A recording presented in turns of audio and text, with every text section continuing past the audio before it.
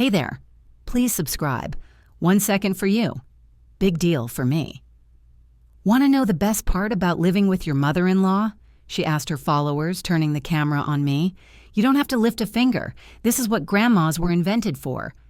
Hello and welcome. It means a lot to have you here. Let me know in the comments what city you're watching from. Now, let's get into the story. I was sitting in my chair. It's an old chair, burgundy colored, with the stuffing poking out of the left arm where the cat used to scratch. That cat's been gone 5 years, but the chair stays. It's the one thing in this house that's just mine. It knows the shape of my bones. I was 69 years old, holding my first cup of coffee.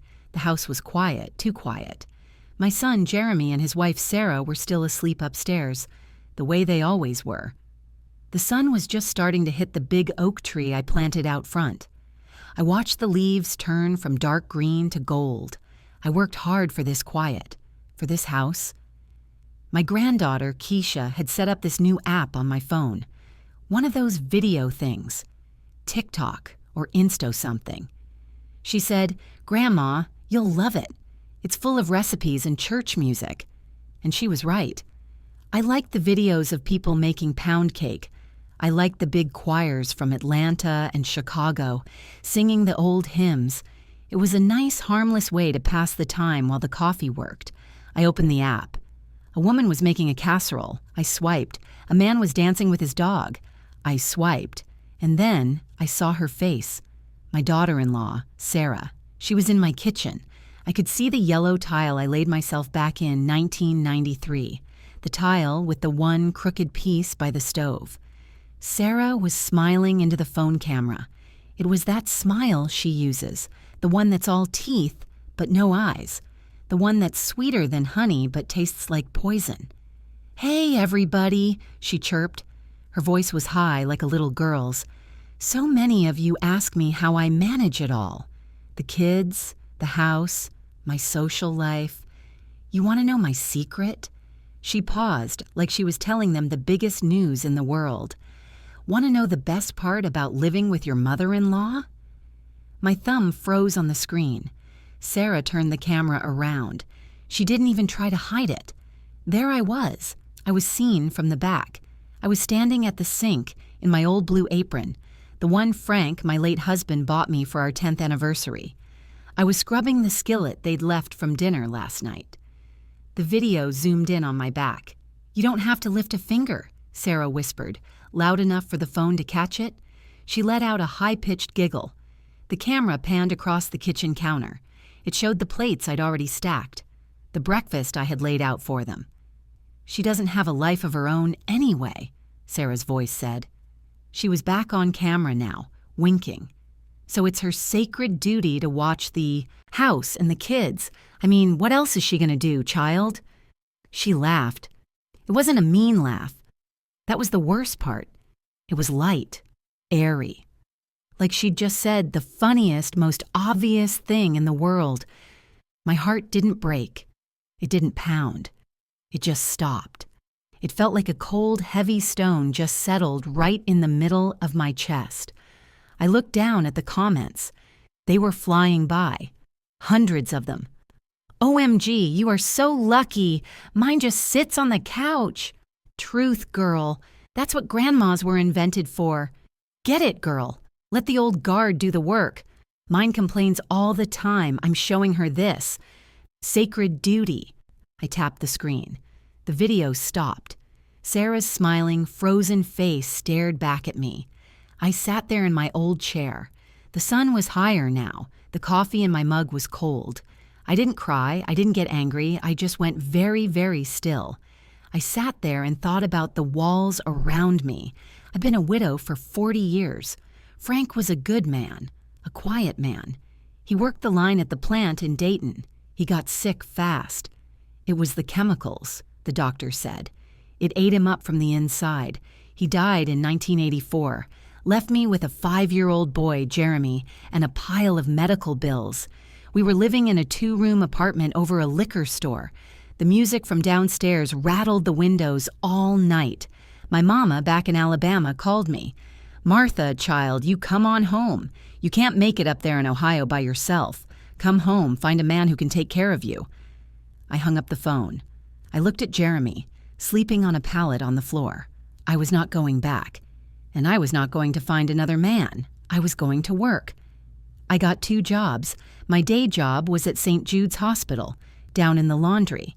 I worked in the basement where there were no windows, just the smell of bleach and sickness. All day long, I wrestled sheets into those big industrial washers. The steam was so thick you couldn't breathe. It burned my face. It settled in my hair. My hands were raw by noon. At 5 o'clock, I'd punch out. I'd run to the daycare, pick up Jeremy. We'd take the city bus back to the apartment. I had 1 hour. I'd make him dinner. Macaroni and cheese from a box, maybe a hot dog. I'd read him a story. I'd tuck him in. Mrs. Gable, next door, an old woman who smelled like mothballs, would listen for him. I paid her $2 a night. At 7:30, I'd take the bus downtown. My second job started at 8. I was a janitor. I cleaned office buildings, big, tall glass buildings where men in suits made money. I cleaned their toilets. I emptied their trash, full of paper and coffee cups. I took Jeremy with me. I couldn't afford another sitter. He'd sleep on the chairs in the hallways. I'd make him a little bed out of the lawyers' suit jackets they left behind. He'd sleep, and I'd scrub. I'd scrub the floors of those corner offices, looking out over the city lights. I'd see the people in the restaurants, laughing, eating steak. I'd finish at 2 in the morning. I'd wake Jeremy up. He'd be sleepy and grumpy. I'd carry him on my back to the bus stop. We'd get home at 3. I'd sleep for 3 hours. Then I'd get up, and I'd do it all again. For 10 years, that was my life. I didn't date. I didn't go to the movies. I didn't buy new clothes. I mended my socks. I ate what Jeremy left on his plate. Every single dollar I had left over, every dime, every penny, went into a Folgers coffee can under my bed. When Jeremy was 15, the can was full, and I had a passbook from the bank with $4,216 in it. I went to a real estate agent. He looked at my hands, all red and cracked. He looked at my work uniform. He tried to show me apartments. "No," I said, "I want a house." He sighed. He drove me to a neighborhood he called In Transition. He showed me this place. It was a wreck. The porch was sagging. The paint was all peeled off. The yard was nothing but weeds and broken bottles. "It's got potential," the agent said. I walked inside. The floors were bare wood. There was a hole in the kitchen wall, but I saw the light. It had good windows, it had good bones, and it had a yard, a place where a tree could grow. "I'll take it," I said. I bought this house with the money I saved from scrubbing toilets. We moved in. For the first month, we slept on the floor. I learned how to do things. I bought a book from the hardware store. I learned how to spackle. I fixed that hole in the kitchen. I learned how to lay tile. I spent a whole weekend on my knees in the kitchen, getting those yellow tiles just right. I messed one up right by the stove. It's still crooked. I left it to remind me. I learned how to paint. I painted every wall in this house. This living room, I painted it Calm Breeze. Jeremy, he helped. He was a good boy then. He helped me hold the drywall. One Saturday, we went to the nursery. I spent $12 on a little sapling, a baby oak tree. We planted it out front. This house wasn't just a house. It was my life. It was my blood and my sweat. I built these walls, and now my son's wife was in my kitchen, telling the world I was just a servant, telling strangers I didn't have a life. I closed the app. I stood up from my chair. The cold, hard stone in my chest didn't move. I knew what I had to do. But first, I was going to make breakfast. The next morning, I was up at 5, just like always. I didn't feel angry. I felt clear. Like a cold winter morning when you can see for miles. I went to the kitchen. Their mess from last night was still there. A pizza box on the counter, beer bottles. I cleaned it up. I put the bottles in the recycling. I wiped the counters. Then I went to the freezer. I took out the bag of shrimp. I started making shrimp and grits, Jeremy's favorite. The way my mama taught me, with real butter and cheddar cheese. The smell filled the house. At 8:30, I heard them. Sarah came down first, wrapped in a white silk robe. She never said good morning. She just walked to the coffee machine. She was tapping on her phone, smiling, probably reading more comments. I put a plate down on the table. Grits, steaming hot with 6 big shrimp on top. "I saw your video," I said. My voice was calm. It didn't even shake. Sarah didn't look up from her phone. Oh, hey, Mama Martha. Coffee's out." "I saw your video, Sarah," I said again, a little louder. This time she looked up. Her smile was brittle. "Oh, that? Mama, what video?" She knew exactly what video. The one of me in my kitchen, telling your friends I'm your servant. Sarah let out that high-pitched laugh, the one that sounded like breaking glass. "Oh, that? Mama, don't be so dramatic. It was just a joke, just for my followers. God, you can't take anything." She rolled her eyes. She actually rolled her eyes at me. "It's just for engagement. It doesn't mean anything. Don't take it so close to heart." "You filmed me," I said, "in my own house, without my permission, and you put it on the internet for strangers to laugh at." "Nobody was laughing at you," she snapped. Her voice was getting ugly now. The real Sarah was coming out. "They were laughing with me. It's funny. It's just social media. You wouldn't understand." That's when Jeremy came down. He was wearing his suit pants, but his shirt was untucked. He saw my face. He saw Sarah's face. And he did what he always does. He tried to run. "Hey, what's going on?" he said, trying to sound cheerful. He walked past us, avoiding my eyes, grabbing the coffee pot. Shrimp and grits, Mom. You're the best." "Your wife filmed me," I said. I turned to him. I needed him to see me. "She filmed me cleaning up your mess and put it on that video app. She told people I don't have a life, that it's my sacred duty to serve you." Jeremy froze. He looked at Sarah. His face was pale. "Sarah? What is she talking about?" "Jesus, Jeremy." Sarah threw her phone on the counter. "It was a joke. Your mother is being completely hysterical. It was a 30-second video. It's not a big deal." Jeremy looked at me. His eyes were begging. "Please, Mom. Not this early. Don't make me choose." "Jeremy," I said. My voice was quiet. "It is a big deal to me. It's my dignity." "Mom," he said. He put the coffee pot down. He came over and tried to put his arm around me. I didn't move. "Mom, you're overreacting, okay? You're blowing this way out of proportion." Those were his words. "You're overreacting." "It's just social media," he said, repeating her excuse. "It's not personal. It's just a stupid video. It doesn't mean anything." I looked at my son, the boy I carried on my back while I scrubbed floors, the boy I bought this house for. "It's not personal?" I asked. "No, of course not," he said, trying to smile. "We love you. You know that. Sarah loves you." Sarah was standing by the counter, arms crossed, tapping her foot, smirking. She had already won. "Mom, please," Jeremy whispered, leaning in. "Just let it go. Don't create drama. It's too early for drama." I looked at his face. My boy. He wasn't a bad man. He was just weak. He wanted the easy world. He wanted the shrimp and grits, and he wanted his wife's smile. And he would let her humiliate his mother to get both. He made his choice. I stepped back, out of his arms. "All right," I said. I picked up my cold mug of coffee from yesterday. "No more drama." I went to the sink and poured it out. I didn't look at them. I walked out of my kitchen, through my living room, and sat down in my chair. I heard them start whispering behind me. "See?" Sarah said. "She's fine. She's just being old." I heard him sigh. "I'll grab a plate." I sat there, and I listened to my son and his wife eat the breakfast I made for them in the house I built. The stone in my chest got colder. It wasn't a heart anymore. It was a plan. That night, sleep wouldn't come. My bed, the one I'd shared with Frank, felt lumpy and wrong. The house was settling, making its usual pops and groans.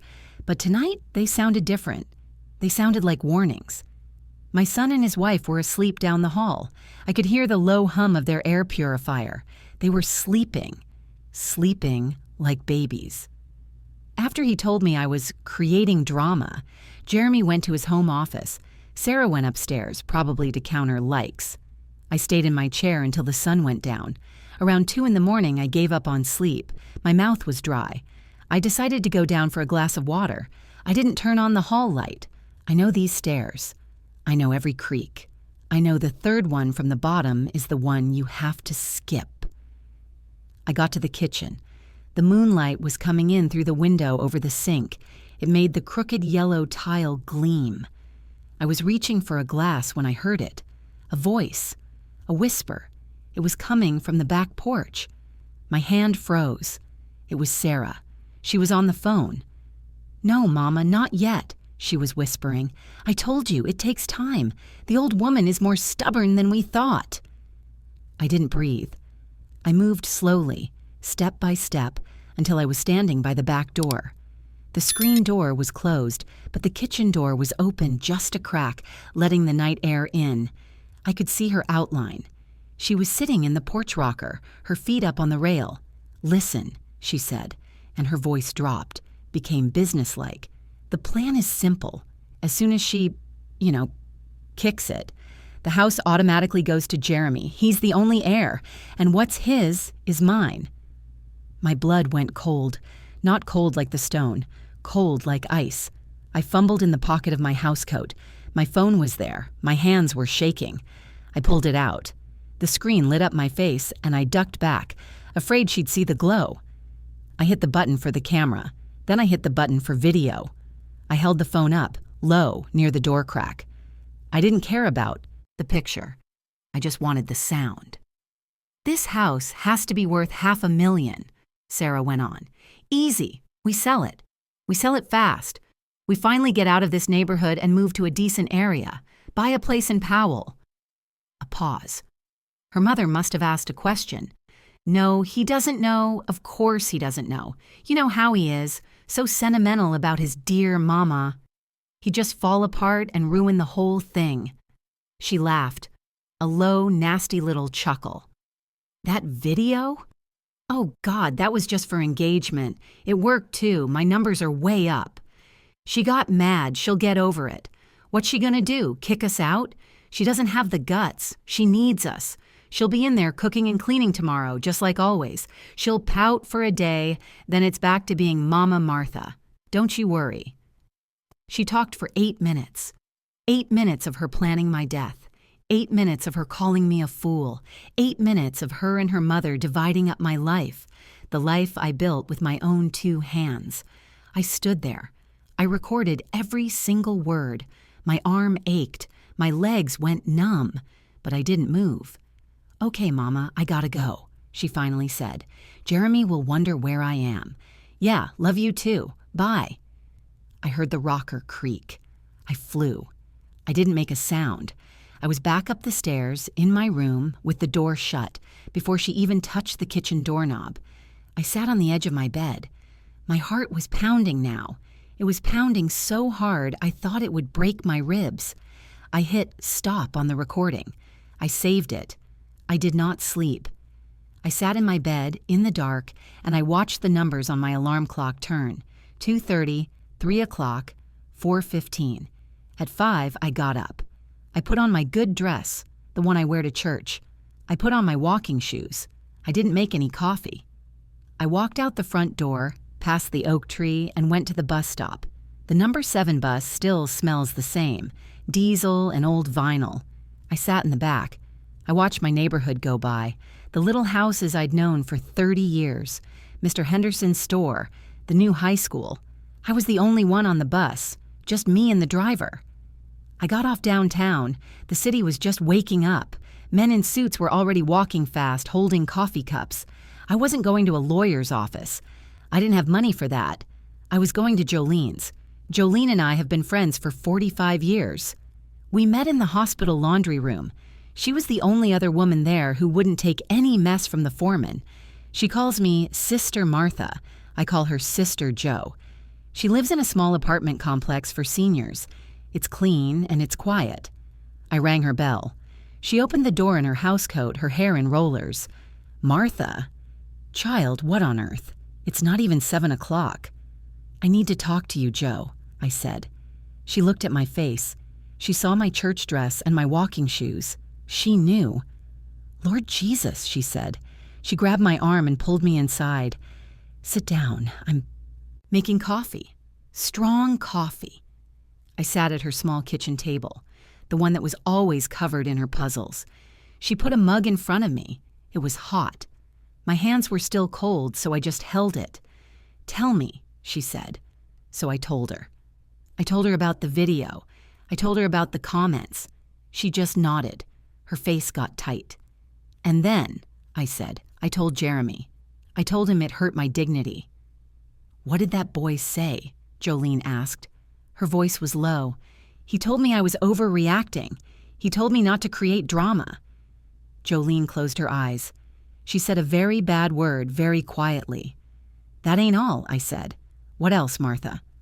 I heard her last night on the phone, talking to her mother. And, I said, I recorded it. Jolene's eyes snapped open. You recorded it? 8 minutes of it, Joe. Well, bless her entire heart, Jolene said. She wasn't praying. She doesn't know who she's messing with, does she? Jolene used to be a paralegal. She worked for a probate lawyer for 20 years. She knows things. Play it, she said. I took out my phone. I hit the button. I put it on the table between us. Sarah's voice filled Jolene's clean, quiet kitchen. As soon as she kicks it, the house automatically goes to Jeremy. Jolene didn't move. She just listened. Her face went from tight to angry to... I've never seen that look on her face. It was pure, cold fury. Worth $500,000. He doesn't know. Sentimental about his dear mama. What's she gonna do? Kick us out? She doesn't have the guts. When it was over, I hit stop. The silence in the room was heavy. Jolene stared at the phone. That little roach, she finally hissed, living in your house, eating your food, and planning. She stood up. She walked to her counter, then turned back. Martha, this ain't family trouble anymore. This is a 5-alarm fire. What do I do, Joe? First, she said, you drink that coffee, then we make a plan. She pointed her finger at me. You are not a victim. You are the owner. You are the one who built the walls. You understand me? I nodded. Good.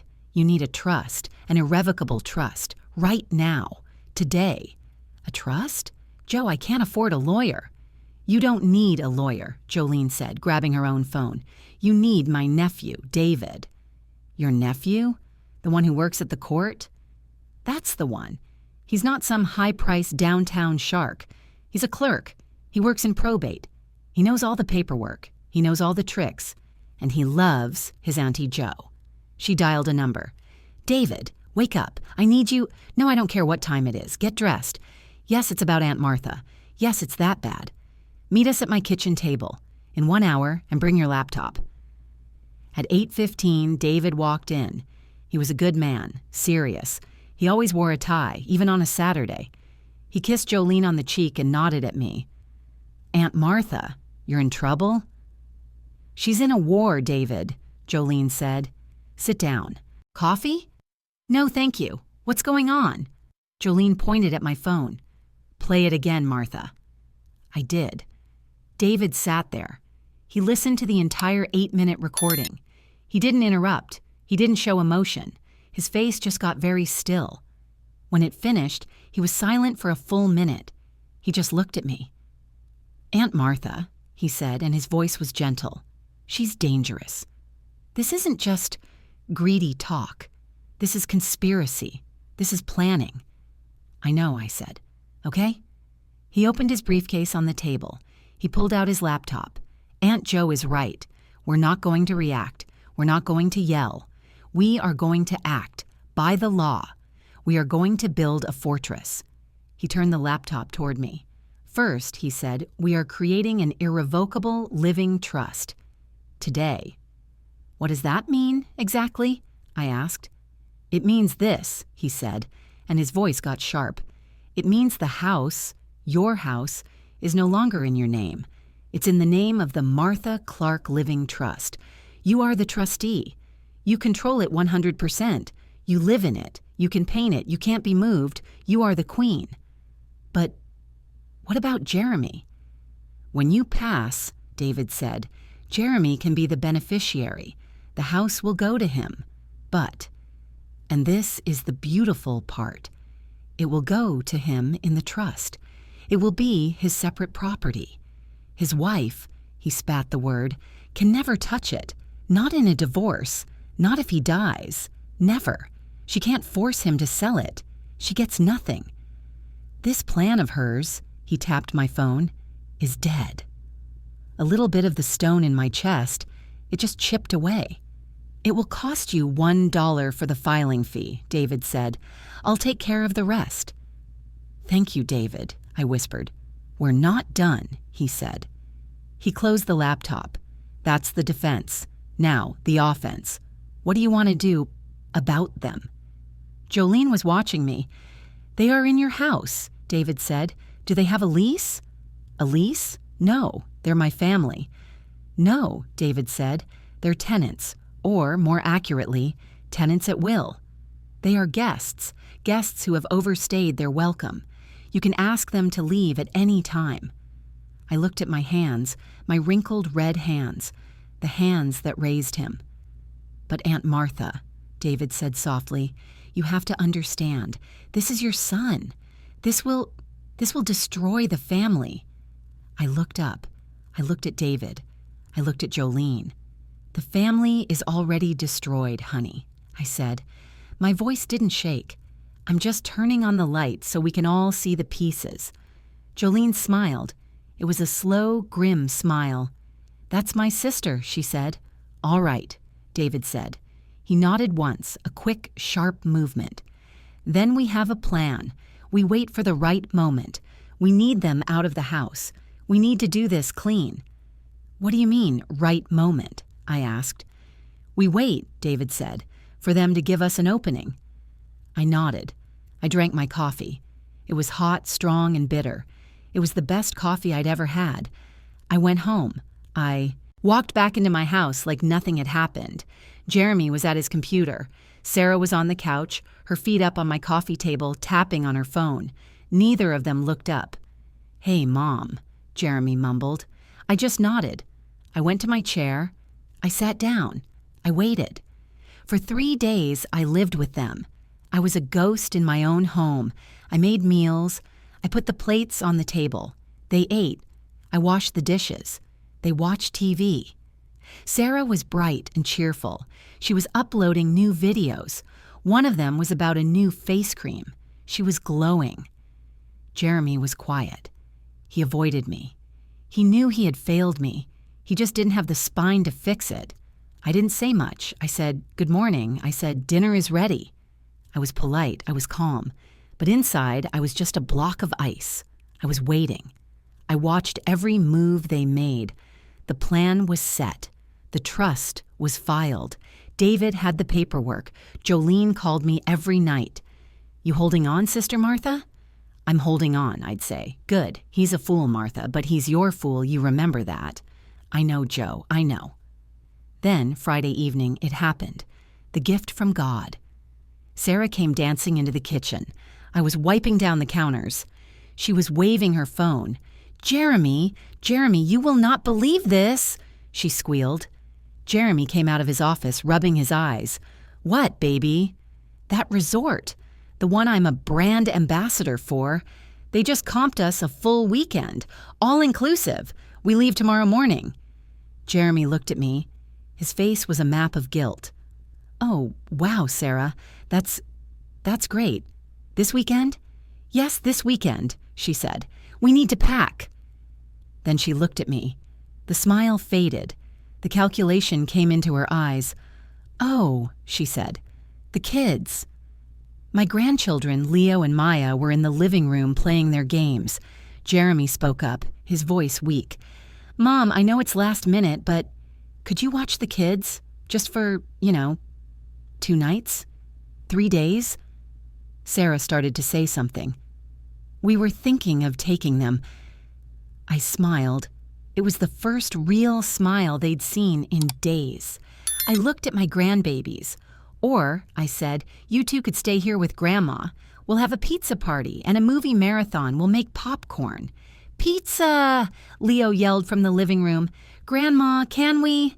With extra pepperoni? Maya shouted.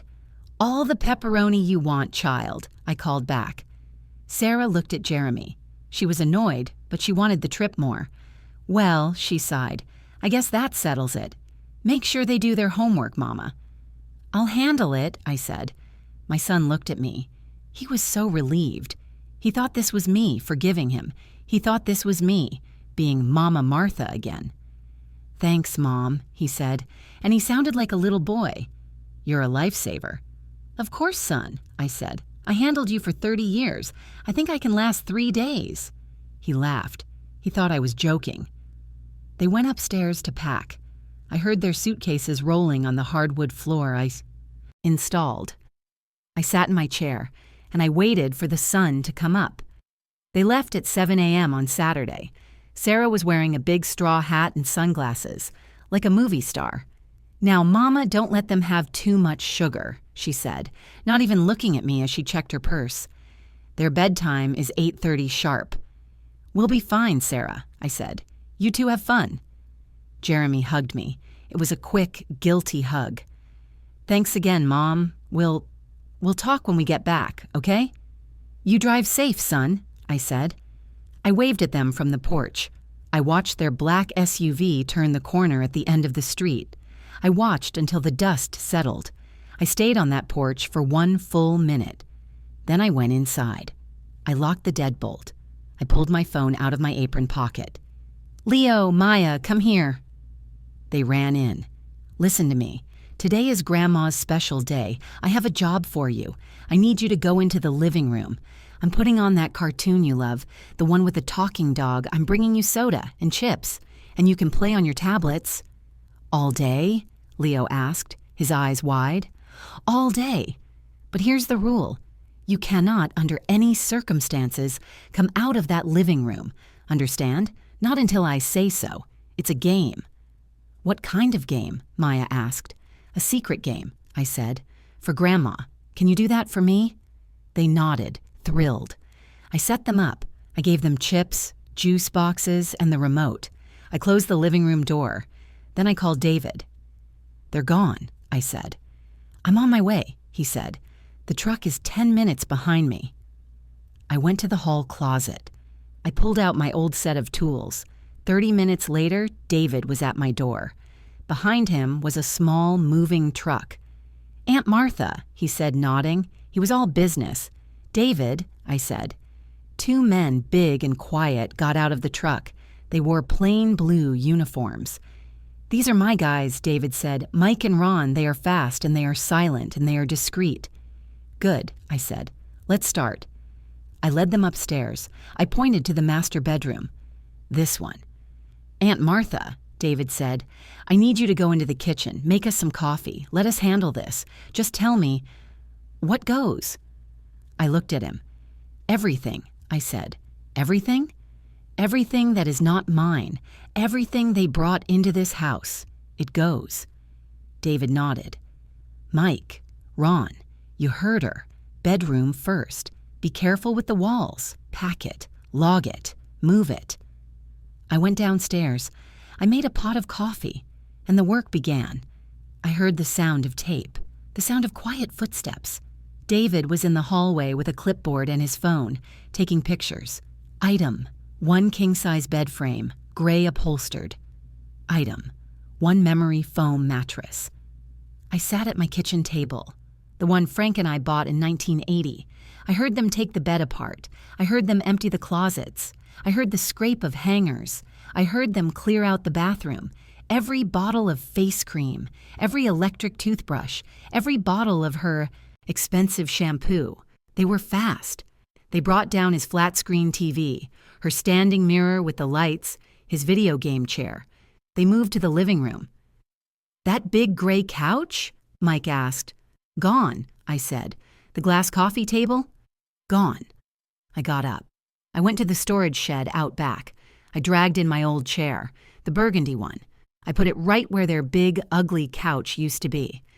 That stays, I said. They cleared the kitchen, her fancy blender, her silver-plated knife block, their set of white dishes. By noon, the truck was full. The upstairs was empty. The living room was empty except for my chair.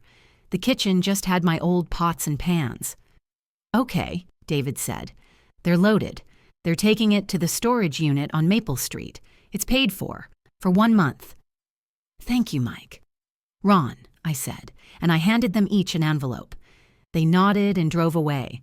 The house was so quiet and so big. One last thing, David said. He pulled a small toolbox from his car. He went to the front door. He took out the old lock, the one Sarah had a key to. He put in a new one, a heavy brass deadbolt. He did the same to the back door. He handed me a small plastic bag. Inside were 3 new keys. Is this legal, David? I asked. The keys felt heavy in my hand. It is 100% legal, Aunt Martha, he said. It is your house.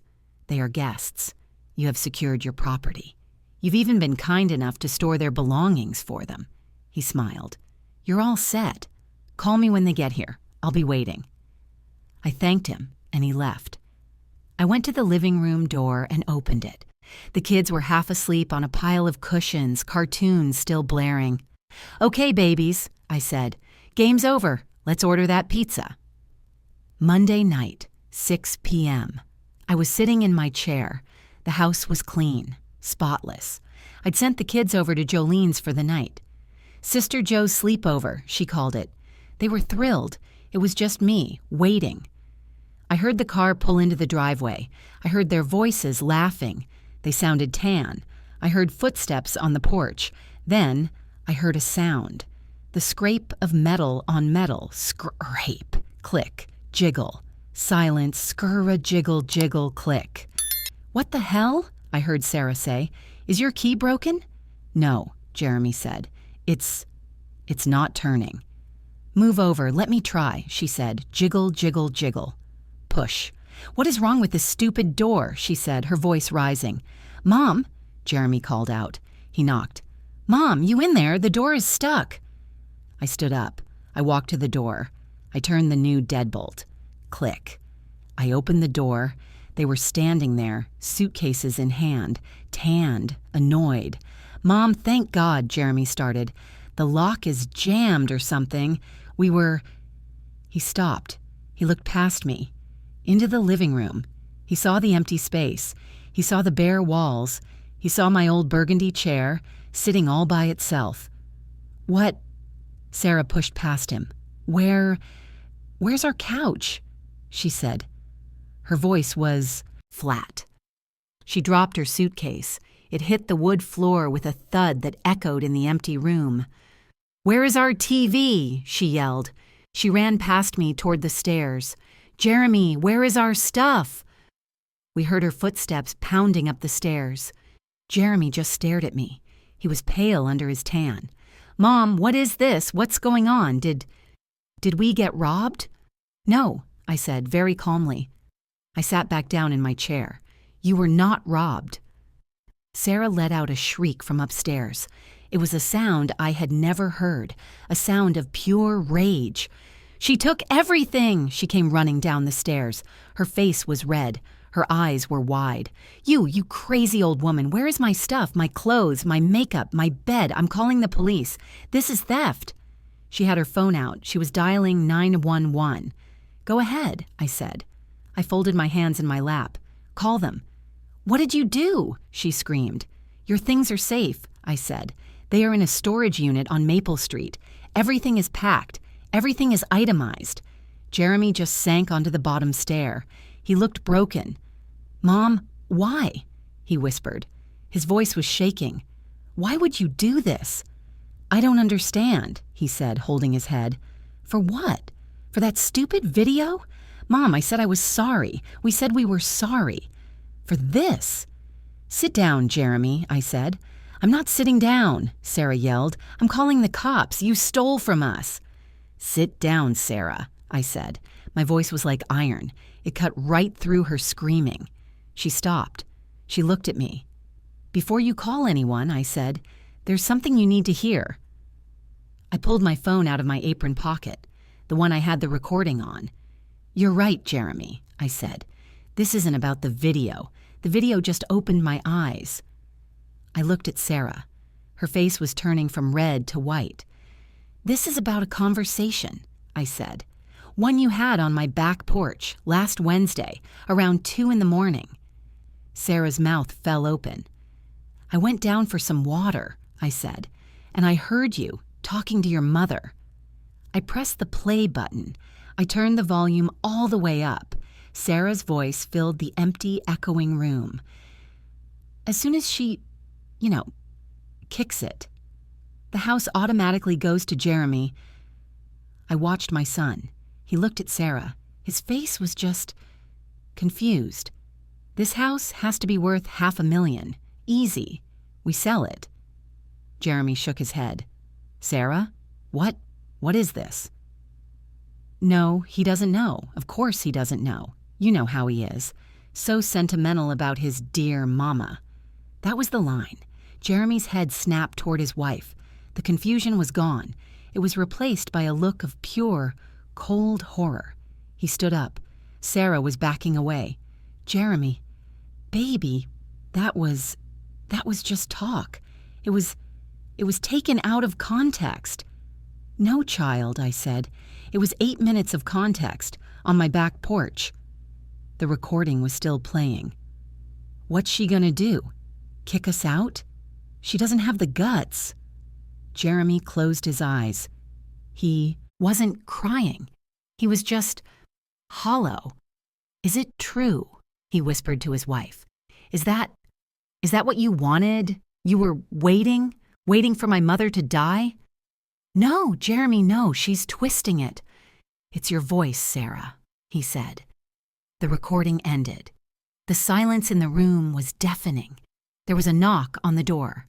My door. I stood up. That, I said, must be my legal counsel. I opened the door. David walked in. He was wearing a dark blue suit and a red tie. He looked like $10 million. Good evening, he said. His voice was loud and clear. Am I interrupting? David, Jeremy whispered. My cousin David. Mr. Clark, David said, nodding. He wasn't Cousin David tonight. I am here representing my client, Martha Clark, the sole owner of this property. David walked to the middle of the room. He set his briefcase on the floor. He looked at Sarah. First, he said, a copy of the Irrevocable Living Trust, filed with the state of Ohio.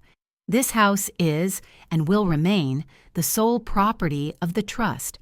My client is the sole trustee. No one can claim it. No one can force a sale, ever. He handed a document to Jeremy.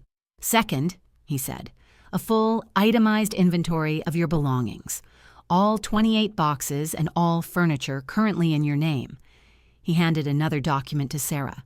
Third, he said, the key and the address for the storage unit on Maple Street. The first month is paid.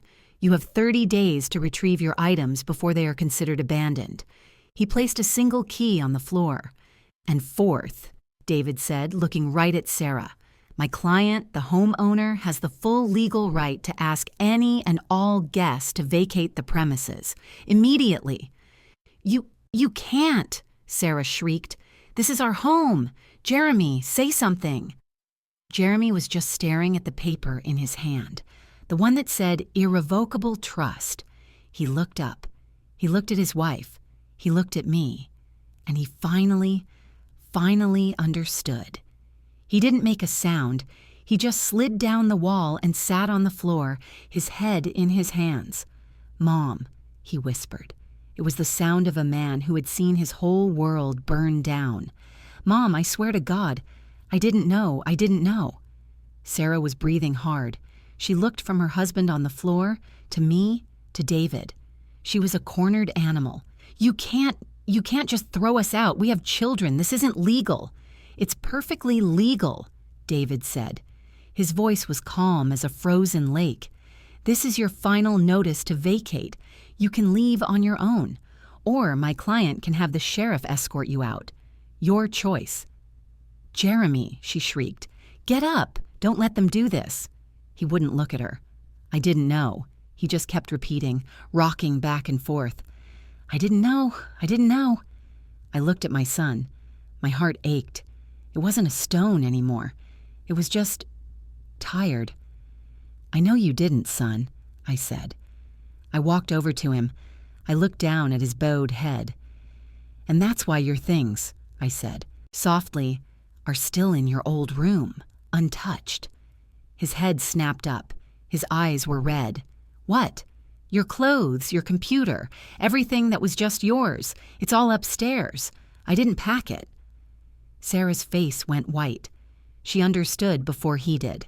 You, I said, have a choice. You can go with her, or you can stay here. Mom?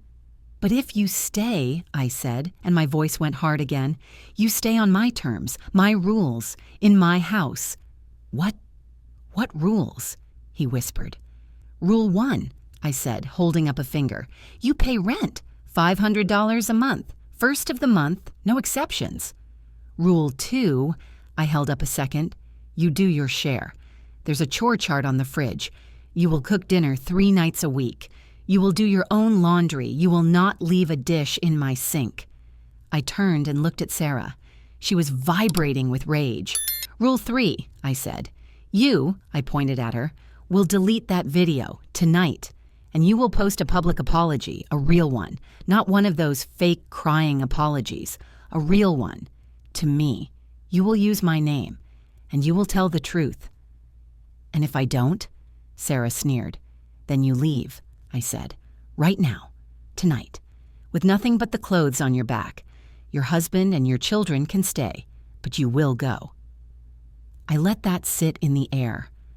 I had her, and she knew it. Jeremy finally stood up.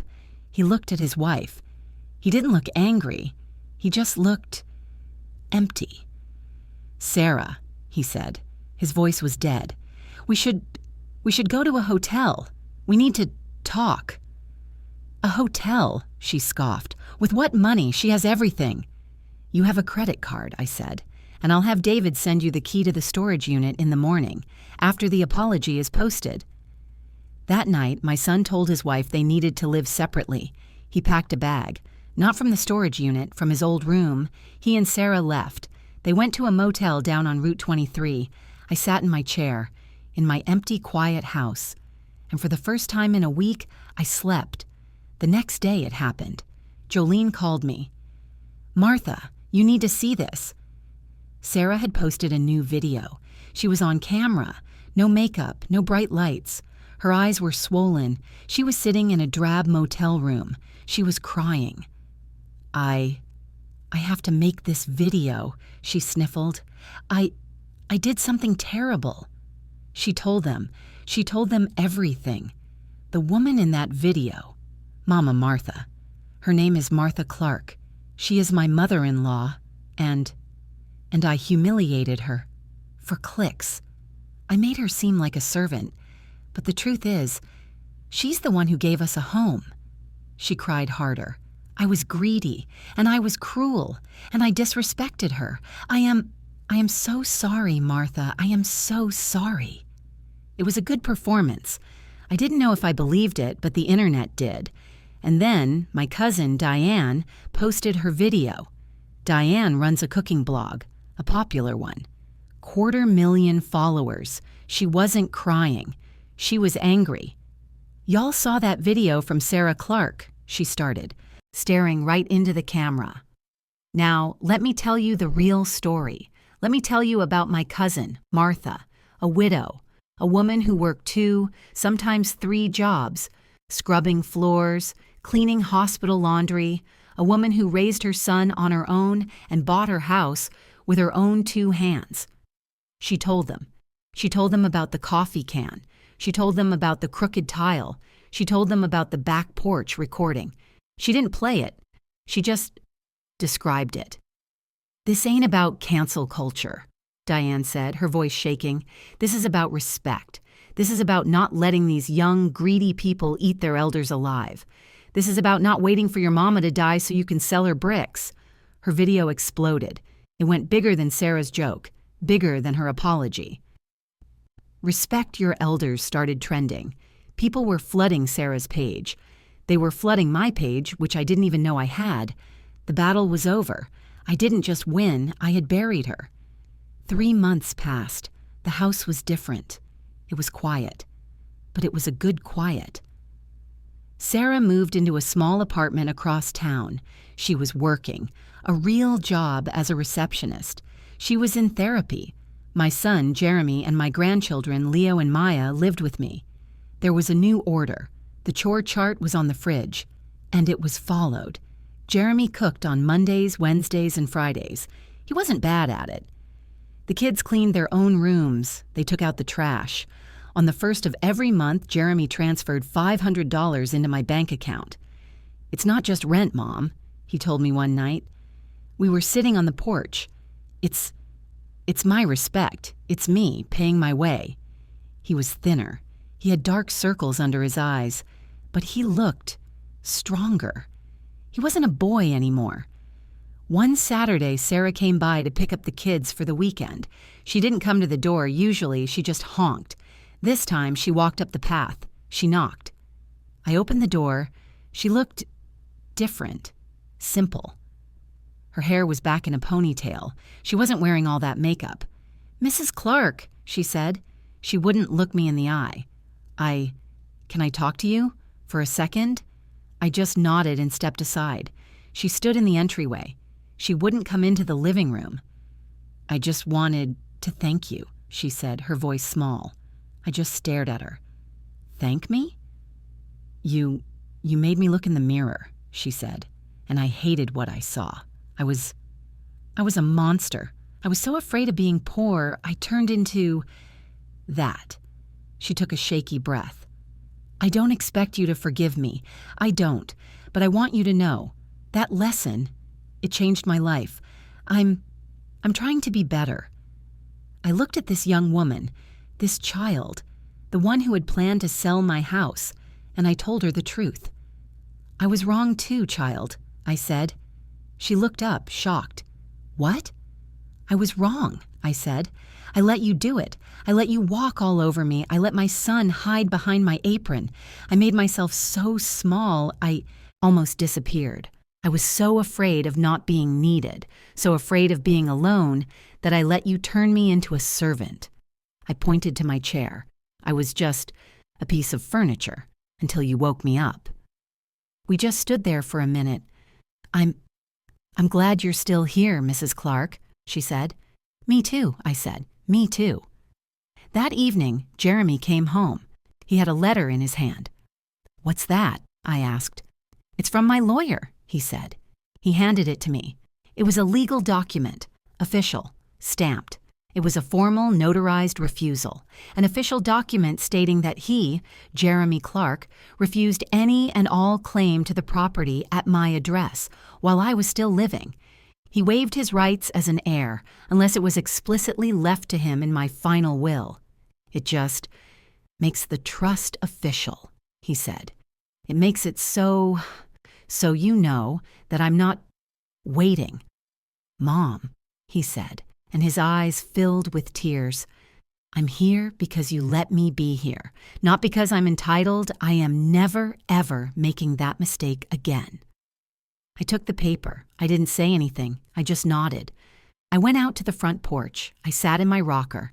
The sun was going down. It was hitting that old oak tree, the one I planted all those years ago. Its branches were big. They covered the whole yard. They gave shade to the whole house. It had good roots, strong roots. I built this house. I built these walls. I didn't just get my house back. I got my voice back. And I finally, after 69 years, had found peace. Thanks for listening. If any part of this story resonated with you or reminded you of your own experiences, share your thoughts below. I value every comment. And if you'd like to join me for more stories, hit like and subscribe. Take care of yourself, and I'll see you in the next one.